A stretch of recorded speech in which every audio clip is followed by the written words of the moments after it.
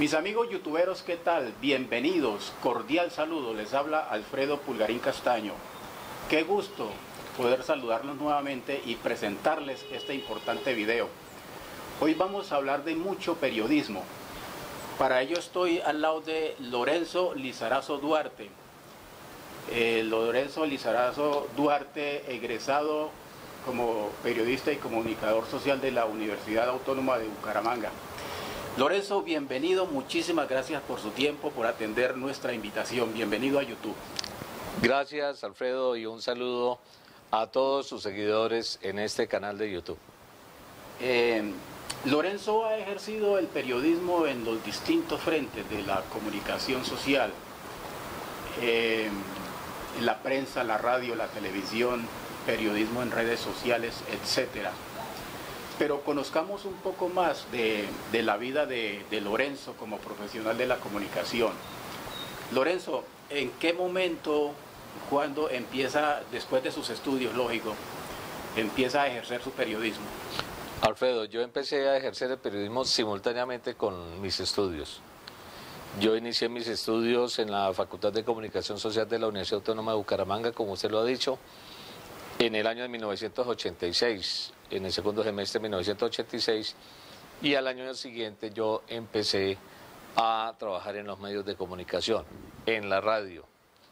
En esa época no existían las emisoras de FM, solo existían las emisoras de AM, y obviamente la sintonía la disputaban las emisoras más noticiosas, y también una que otra musical, pero en ese entonces la sintonía aquí en el área metropolitana de Bucaramanga la tenía Radio Primavera con el programa del Currinche, que algunos habitantes de Santander recordarán que dirigía Pastor Vesga Ramírez, y allí me inicié en el periodismo. La Radio Primavera era frecuencia AM, ¿no? En AM, 1020 AM. Porque cuando usted inició el periodismo, las FM solamente eran musicales, ya después vinieron algunas modificaciones y empezaron a hacer periodismo noticioso, pues en las emisoras de FM, un cambio total. Lorenzo, ¿qué proyectos, qué realizaciones ha tenido usted y cuáles son, por ejemplo, sus proyectos en esto de la comunicación? Bueno, Alfredo, yo he trabajado la mayor parte de mi vida profesional en los medios de comunicación.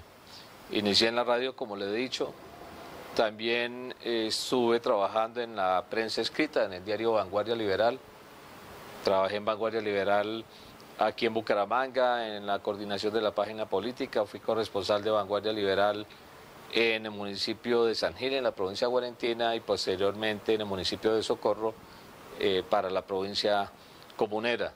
Fundé un canal comunitario de televisión, el primer canal comunitario en salir al aire en Santander, en San Gil. Ese canal se llama Tele San Gil, y posteriormente me vinculé con el sector institucional, ejerciendo la comunicación institucional con la Alcaldía de San Gil y con la Gobernación de Santander, y últimamente con la Corporación Autónoma Regional de Santander.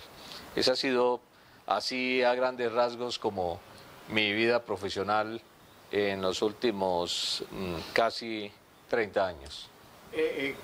Relátenos un poco cómo fue su experiencia como jefe de prensa de la Gobernación en la administración del coronel Hugo Aguilar. Bueno, pues para mí fue una satisfacción haber laborado como jefe de prensa del que es considerado por muchas personas como el mejor gobernador que ha tenido Santander. Pues fue un cuatrienio de muchas ejecutorias, y con el coronel Hugo Aguilar aprendí la gran responsabilidad que se tiene cuando se asume un cargo estatal, cuando se asume un cargo en el sector público. Yo fui muy crítico del sector público cuando ejercí como periodista, fui muy crítico de la corrupción administrativa y obviamente la oportunidad que le da a uno la vida de trabajar en el sector público es para al menos no recaer en esos pecados que tanto cuestiona a uno desde los medios de comunicación. O como para darse cuenta más ampliamente cómo es el asunto, ¿no? Sí, pero sobre todo, a ver, es una prueba de fuego que tiene quien llega a un cargo público y obviamente es, como lo he dicho, una experiencia muy grata porque permite esa cercanía con la comunidad, permite ese encuentro con la comunidad, con las necesidades de la gente y en muchos casos, obviamente, como sucedió en el gobierno del coronel Hugo Aguilar, la solución a muchas de esas necesidades que se dieron durante esos 4 años entre el periodo que él ejerció como gobernador de Santander 2004-2007. Precisamente una de las características de Lorenzo Lizarazo como comunicador, como periodista, es mantener siempre la verdad, ¿no? Pienso que, pues yo he mirado mucho sus informes y hace énfasis mucho en lo que es mantener la verdad dentro del periodismo. Pero Lorenzo, hagamos un relato, un recorderis, ¿cómo ha sido la experiencia en lo que me decía ahora el canal de televisión Telesangil? En Telesangil el canal inició, de hecho, digo yo de hecho porque como toda empresa, las empresas normalmente nacen de hecho y después nacen en derecho, sí. Es decir, tienen una vida jurídica que casi siempre es posterior a su nacimiento natural, por llamarlo así. Y así sucedió con Telesangil. Telesangil nace de hecho el 1 de octubre de 1999, iniciamos este canal comunitario y posteriormente en el año 2000 se tiene la autorización, la licencia de la Comisión Nacional de Televisión. Una experiencia muy grata porque obviamente un municipio pequeño como San Gil, la llegada de la televisión propia, de la televisión local es una novedad. La gente está acostumbrada a recibir las noticias de lo que sucede en el mundo, de lo que sucede en Bogotá, en las grandes ciudades, de algo de noticias llegaban de Bucaramanga a través de los noticieros de Caracol y RCN, pero nada de noticias en televisión de lo que sucedía en San Gil. Y esa fue, digamos, ese era el reto que teníamos cuando iniciamos el canal comunitario Telesangil, principalmente era entregarle a la comunidad sangileña la información noticiosa no solo en voz, sino también en imágenes. Fue una experiencia muy grata y antes de iniciar el canal hicimos un estudio sobre qué quería la gente, qué quería ver en su canal, incluso hasta el nombre del canal lo escogió la comunidad y en ese estudio sobre qué quería la gente que se viera en su canal, obviamente lo que más pedía eran las noticias y lo local. Lo de la casa. Exactamente. Ese proceso de creación de Telesangil, Lorenzo, me recuerda, o haciendo un parangón, lo que tiene que ver con la raza humana. El niño nace, posteriormente va a llevar al registro, viene la tarjeta de identidad y posteriormente viene la cédula. Sí. Ahí ya es donde verdaderamente empieza a figurar en todos los estamentos cualquier entidad, inclusive una persona. Pero muy bueno ese proceso, ¿no? Empezar de nada y sí, adquirir la cédula y después continuar. Y hoy en día está funcionando bien el canal, ¿no? Claro, el canal de Telesangil es el más importante de San Gil. Hay una cosa que es curiosa, es que San Gil, a pesar de que es un municipio pequeño, es un municipio que no supera los 45.000 habitantes, tiene 3 canales de televisión. 3 canales, bastante, ¿no? ¿Y emisoras? Tiene 3 emisoras y tiene, en cuanto a medios impresos, pues tiene el diario Vanguardia Liberal, que tiene una página One in Ta que circula todos los días, sí, una edición que se llama la edición Regional Sur, y tiene algunas revistas y periódicos, pero es curioso que siendo un municipio tan pequeño tenga ya 3 canales de televisión. Sí. El canal Telesangil es el de mayor cobertura, por la reglamentación que existe para la televisión comunitaria, es un canal que se distribuye en forma cerrada, es decir, a través de cable, no se puede sintonizar en forma abierta, pero hoy en día la televisión, Alfredo, usted sabe que la televisión, el mayor consumo de los canales de televisión se da es a través del cable. La televisión cerrada. La televisión cerrada, exactamente. Y hay ya algunas personas que están iniciando en este mundo de los medios de comunicación a través de Internet, ¿sí? Así como la experiencia que usted tiene de YouTube. Hay algunas personas que tienen también sus canales en YouTube, que tienen sus cuentas en Facebook, más Facebook que Twitter. El Twitter realmente es una red social de mayor consumo, pero en las grandes ciudades, y a través también de páginas web. Hay una o dos páginas que entregan información sobre lo que sucede en San Gil a través de páginas web.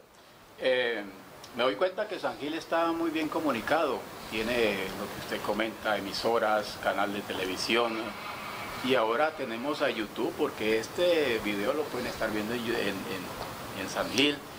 YouTube en cualquier parte del mundo, a cualquier hora del día, gratis pueden ver este video. Entonces es un medio de comunicación, una herramienta importantísima para la comunicación. Lorenzo, ahorita usted empezó a tocar el tema de las redes sociales en el periodismo. ¿Qué concepto le merece a Lorenzo Lizarazo el hecho de estar haciendo este nuevo periodismo en las redes sociales? De hecho, usted es un fuerte periodista en las redes sociales, en Face. Lo he mirado bastante allí en los informes que usted publica. Cuéntenos cómo es esta experiencia utilizando esta nueva herramienta de las redes sociales para el periodismo. Bueno, Alfredo, las redes sociales democratizaron la comunicación en el mundo, no solo en Colombia, en el mundo. Sí. La democratizaron la comunicación porque cualquier persona tiene acceso a las redes sociales, no solo para consumirlas, sino también para convertirse en generador de mensajes. Eso es lo que llaman ahora los prosumidores, es decir, los productores y consumidores de información. Casi que cualquier persona que hoy en día tiene en su teléfono celular un plan de datos es un prosumidor, porque publica mensajes en Facebook y al mismo tiempo está siguiendo información en Facebook o en Twitter o a través de otras redes sociales como Instagram y YouTube. Con este tema de la explosión que se dio en el área de comunicaciones, la revolución que se dio en el área de comunicaciones con las redes sociales, se cumple un vaticinio de un experto en la comunicación que es McLuhan, que habló del famoso concepto de aldea global, que el mundo es una aldea global, y ahí está demostrado con las redes sociales. Y con esto de las redes sociales, además, Alfredo, se acaba una discusión bizantina que ha habido en Colombia con respecto al ejercicio del periodismo. Cuando yo inicié a estudiar comunicación social, Alfredo, existía en Colombia la Ley 51 de 1975 que profesionalizó el periodismo y que obligaba a quienes pretendían ejercer el periodismo, obligaba a tramitar una tarjeta de periodista que para entonces solo podían tenerla quienes estudiaran comunicación social. ¿Sí? Anteriormente había un reconocimiento del ejercicio del periodismo sin necesidad de estudiar comunicación social. Empíricos, los empíricos que muchos de quienes han sido nuestros maestros en el periodismo fuera de las aulas han sido periodistas empíricos. Y notables periodistas. Gabriel García Márquez es un caso ejemplar de un periodista empírico. Entonces, para que Juan Gozaín ha sido un periodista. Y muchas otras figuras del periodismo en Colombia que han sido empíricos y han sido excelentes. Los maestros. Excelentes periodistas. Esto me da pie, Lorenzo, para lo siguiente, se me ocurre en este momento. Mire, estamos hablando de las redes sociales en la comunicación. Notoriamente podemos dar ejemplo y decirle a los que acostumbran a utilizar mal las redes sociales, unos la utilizan para cazar peleas, para hablar cosas que sin oficio, en YouTube, en Facebook, por ejemplo. Y mire qué ejemplo bueno el dar, ¿no? Utilizar las redes sociales para hacer cosas buenas. Claro. En este caso el periodismo. Y es que nos hemos dado cuenta cómo muchas campañas han tenido éxito y han nacido desde la comunidad, desde un ciudadano del común, inicia una campaña en Facebook, una campaña ya sea para atender a una persona que está en una situación crítica de salud, sí, y han tenido éxito. Hay muchas maneras de hacer un buen uso de las redes sociales. Alfredo, déjeme terminar lo que quería decirle con respecto al tema de cómo las redes sociales acaban con la discusión bizantina del periodismo, que solo podían ejercer el periodismo quienes eran titulados. Viene la Constitución de 1991, de lo que acabábamos de celebrar 25 años, este año son 25 años de la Constitución de 1991, y cuando se da la reforma constitucional se introduce un artículo que dice que la libertad de información es universal, es decir, que todo ciudadano del mundo, todo ciudadano, como es la Constitución colombiana, todo ciudadano colombiano tiene dentro de sus derechos el derecho de expresarse libremente. Ahí no dice el periodista, dice ciudadano colombiano. A raíz de ese artículo, sí, que universalizó el derecho a la libertad de expresión, se cae la Ley 51 de 1975, la Corte Constitucional dice: la Ley 51 de 1975 no puede seguir teniendo vigencia porque contradice la Constitución. Correcto. Y porque la Constitución dice que la libertad de expresión y la información es un derecho universal. Eso generó mucha discusión en la Facultad de Comunicación Social, pero con esto de las redes sociales, esa discusión se acaba. Porque es que exista o no exista una ley, hoy en día cualquier persona hace uso de las redes sociales, no solo para informarse, sino también para informar. Entonces, por eso digo que las redes sociales democratizaron la comunicación en el mundo. Correcto. Y esto de las redes sociales y la tecnología hoy en día, de pronto ha dejado sin trabajo a muchos. Me refiero a que, por ejemplo, cuando aquí habían los radioperiódicos hablados en la radio, yo tuve conocimiento de que a las 5 de la mañana llegaban 3 o 4 periodistas a hacer las notas, a buscar la fuente, a informar, y le pasaban al relator de noticias.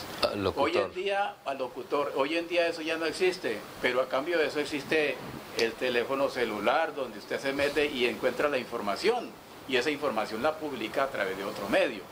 Así es, y hay una cosa que ha sucedido también, es que esos medios tradicionales, como la radio, la prensa escrita y la televisión, que son los 3 grandes medios tradicionales en el mundo, esos medios tradicionales han tenido que hacer una migración hacia las redes sociales. Correcto. Porque si no los deja el bus. O sea, cada vez hay más consumidores de redes sociales y menos consumidores de medios tradicionales. Así es. ¿Y qué han tenido que hacer los medios tradicionales? Migrar a las redes sociales, es decir, empezar a publicar contenidos en Facebook, empezar a publicar contenidos en YouTube, publicar contenidos en Instagram.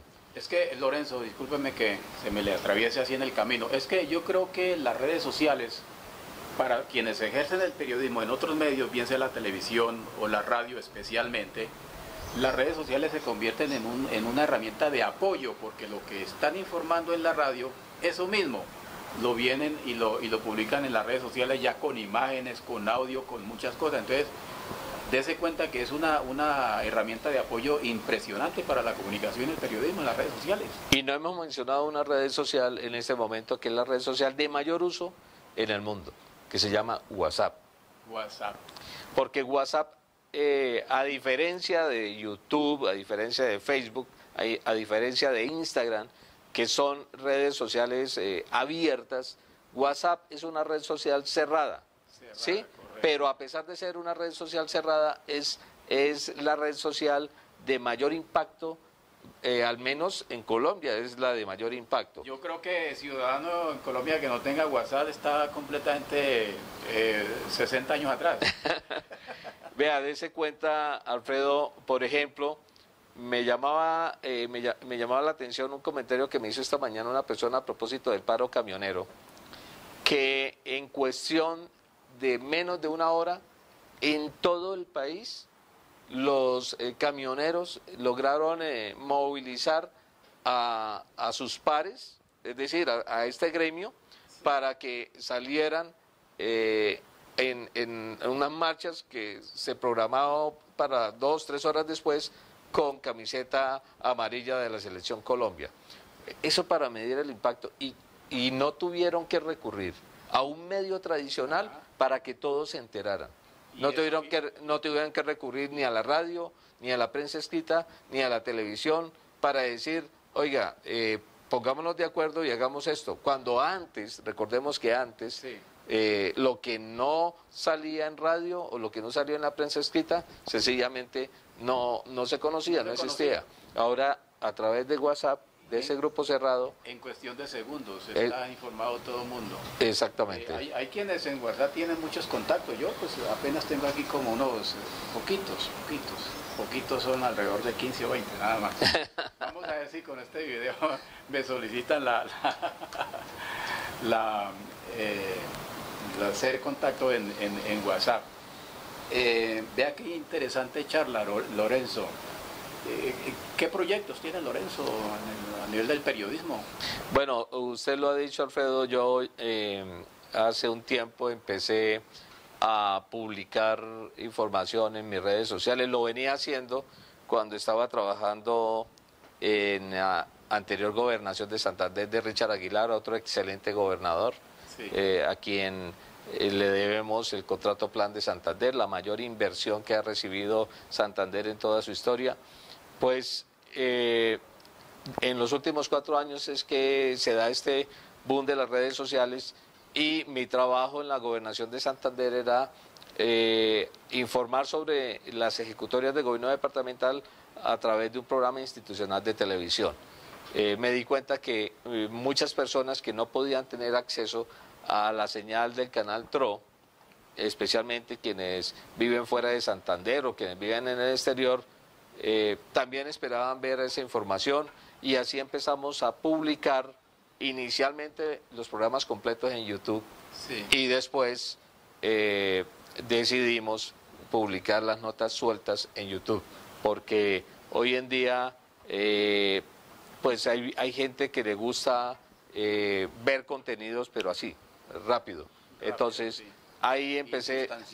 Y sustanciosos. Ahí empecé a hacer publicaciones en YouTube, que compartía también en Facebook, porque esa es la otra ventaja que tienen las redes sociales, la transversalidad de las redes sociales. Es decir, lo que yo publico en Facebook lo puedo compartir en WhatsApp, en Instagram, en YouTube y del mismo modo lo que yo publico en YouTube lo puedo publicar en las otras redes sociales. Hay una transversalidad y una integralidad en esto de las redes sociales. Y digamos que ahora que no estoy trabajando con un medio de comunicación tradicional, no estoy vinculado a una institución, estoy haciendo el ejercicio del periodismo de manera independiente, usando las redes sociales por la información que me llega.